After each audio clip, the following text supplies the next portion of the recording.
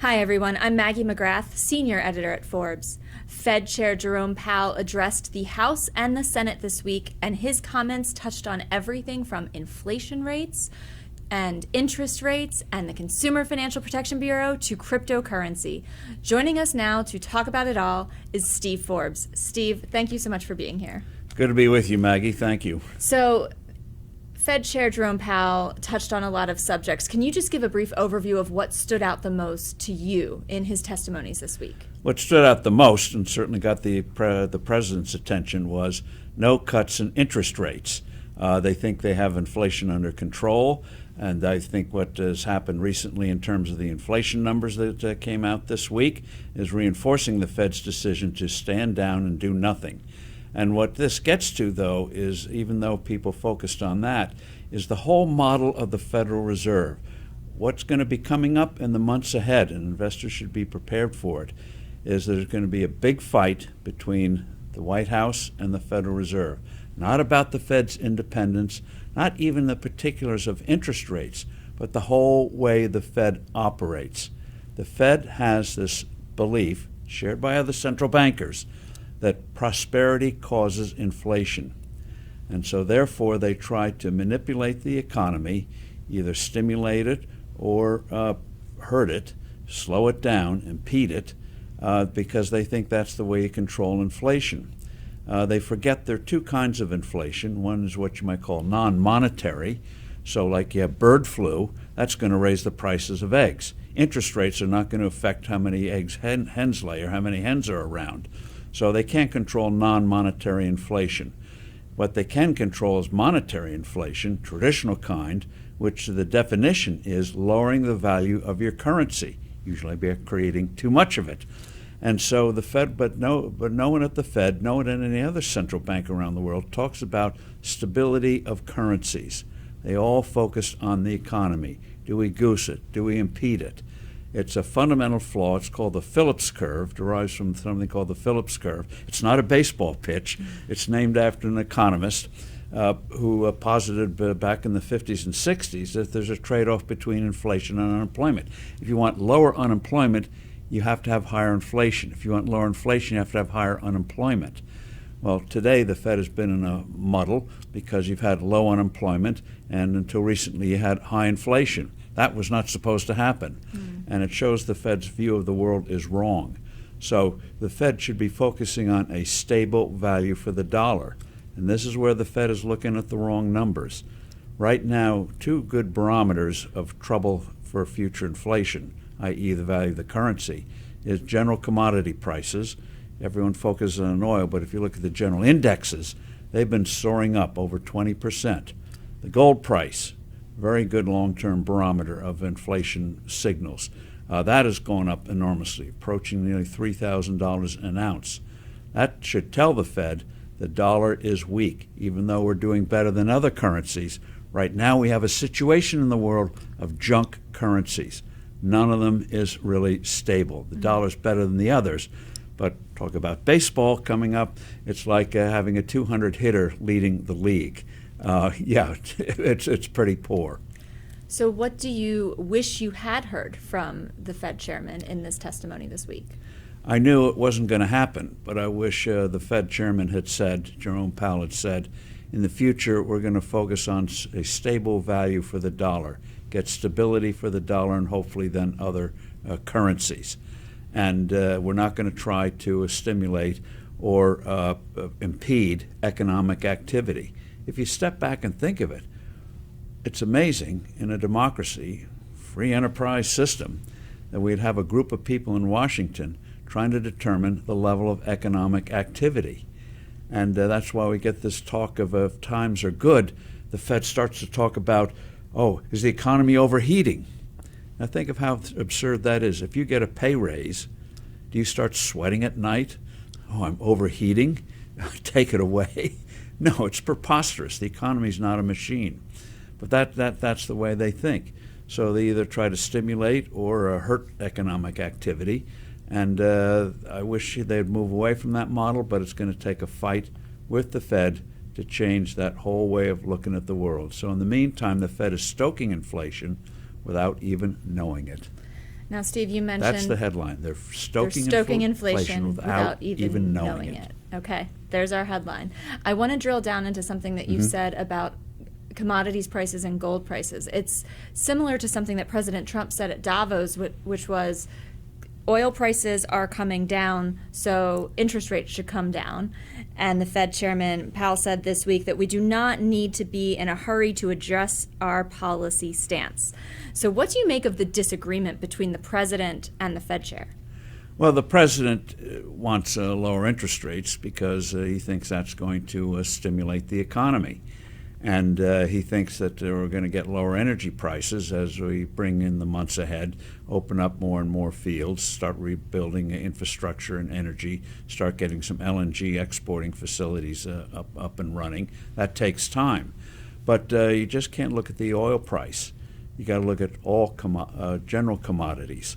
Oil is in a situation where we have a world economy that's not doing very well, so demand is not very vigorous. And and the idea that you control the economy by manipulating interest rates is something that is bogus. They're using the wrong instrument. If you want to have a stable value for the dollar, you make sure you're not printing too much money. And so if commodity prices overall are stable and the gold price is flat, okay, that's fine. If they're going down, that means you're too tight. If they're going up a lot, that means you're too loose. So the market signals are there, but they ignore them. Not always. In the past, when Alan Greenspan ran the Fed for a while in the 1990s, he followed gold. He said so publicly. He followed commodity prices. And it worked. For some reason, he moved away from it in the early 2000s. But so follow the market signals. And so in terms of, I think President Trump knows something's not right and is trying to get his arms around it. But you can't just look at the Fed and manipulating interest rates. It's a trap. President Trump has indicated that he thinks he knows more about interest rates than Chairman Powell. Do you agree with that? I think he knows more about what makes an economy work and what fuels inflation than Chairman Powell does. The Fed, remarkably, has been wrong on inflation time and time again. Even before COVID, if you looked at market signals, the dollar was starting to be under pressure. They grossly underestimated, talk about non-monetary inflation, the impact of the lockdowns and how when you disrupt the sophisticated, ultra detailed supply chains you have today and you have one thing that doesn't work, discombobulates everything. They totally underestimated that. And so that sent up prices. And so in terms of interest rates, I think Powell needs to have some remedial education, but he's not alone. The whole central bank world has this idea the economy controls inflation. No, you control inflation by how much money you create or not create. Now, Powell's term is scheduled to end in 2026, more than a year from now. Could President Trump remove him? The answer is yes. The Fed is not a fourth branch of government, even though it would like us to believe it. It's a creature of Congress. And if you have a battle between the Fed chairman and the president will ultimately win. Classic example is in the late 40s and early 50s when the White House got in a fight with the Fed on interest rates. The Fed eventually got to control interest rates, but the chairman of the Fed was ousted and a new one was brought in. So in the real world, the president will win. Moreover, in a peculiarity of the U.S., dollar policy is actually lodged in the Treasury Department, not in the Fed. So if the president and the Treasury Secretary determine Powell must go, his position will be untenable, and they'll have to have a new accord. They had a peace treaty in 1951, the Treasury Accord. They'll have to have another one, but he could. But there may be a situation where he doesn't want to commit the political capital, but start the debate. How has this institution operated? What are their assumptions? Why has their record been so poor over the years? And that lays the groundwork for a new head to come in early 2026 who will change the way the Fed operates. Now, at the top of the conversation, I mentioned that Powell addressed not just interest rates, but also the future of the Consumer Financial Protection Bureau and cryptocurrency. On these other topics, did anything stand out to you? Well, I think the whole Consumer Bureau is very interesting. Protection Bureau, Consumer Financial Protection Bureau. I love how they come up with these mouthful of words. But anyway, it was funded in, I think, a peculiar and unconstitutional way. And that is, instead of getting an annual appropriation from Congress, as every other government agency does, it's funded by the Fed. So the Fed earns interest on the bonds it holds. Until recently, it always had a surplus, which it turned over to the Treasury. At one point, it was turning over $100 billion a year to the Treasury Department. In this case, they did an end run against Congress and had the Fed directly send the cash over to the Bureau. And so there's no traditional accountability. Now, the Fed, as only a central bank in modern times could do, is losing money. It is operating in the red because during the quantitative easing, they so lowered long-term interest rates and bought so many. At one point, the Fed had over $9 trillion on its balance sheet, whereas before the crisis of 2008, 2009 was only $800 billion. So at one point, there was now about $7 trillion, but 10 times what it was traditionally in the past. But those bonds and mortgages were 1%, 2%, 3%.